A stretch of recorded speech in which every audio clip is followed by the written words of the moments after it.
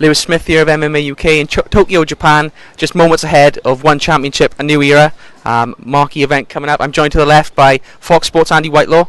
Andy, major card coming up tonight, we're just moments away.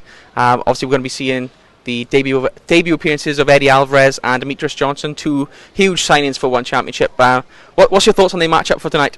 Well, it's undoubtedly the biggest card in One Championship history by such a long way. When we heard Eddie and DJ were signing for One, I think it was excitement. What a statement. And the first question that came to mind is, who have One got on the roster that can hang with these guys? Because Eddie, not so long ago, you know, we saw what Justin Gaethje did in the UFC. Eddie beat him comfortably, so that shows you the level Eddie's at. And DJ's one of the greatest to ever do it. Wakamatsu's been signed, and he's a man with a big reputation in Japan. So I think DJ actually has to almost start again a little bit and come and prove himself in Asia, because he wants to get the respect he feels he deserves. I feel like he was a little bit, because of his size, in America people tend to do him down. Now he's got to come and make a big splash on his debut. He's got to be emphatic, and we've seen him do that time and time and again. The Cejudo loss, you know, is a little bit unfortunate.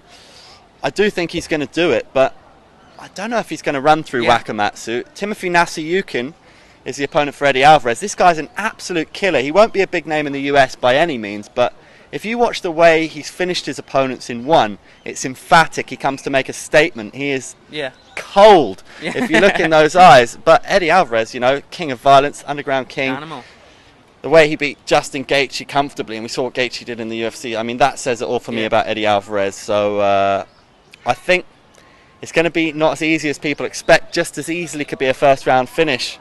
This one is really a fight for the fans. He wanted a big challenge on his arrival to One, and he certainly got it. Yeah, and we've got four title fights on this card, so like you said, a massive card. Obviously at the top of the bill we've got Shinji Aoki versus Edward Falang. Can you talk a bit about this one and how you see this one going? Obviously the second matchup for these guys now. Yeah, it's an interesting one, isn't it? Because Folayang's got real power in those hands. At the same time, it's a classic. We know all about Shinya's grappling. He is getting on a bit though, and I think Folayang's wily.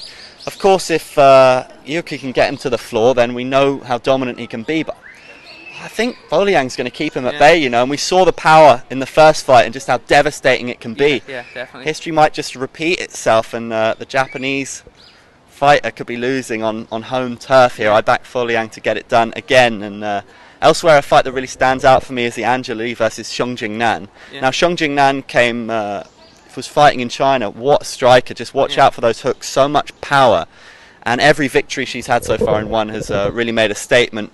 Angela Lee could be in for her very first loss here. I think she's either going to get knocked out or win the decision, which I know sounds a little bit disparate, but it's one of those. Well, Andy, obviously a massive card. Hope you enjoy the fights, and thank you for joining me, sir. Special, Lewis. Cheers. Thank you, buddy.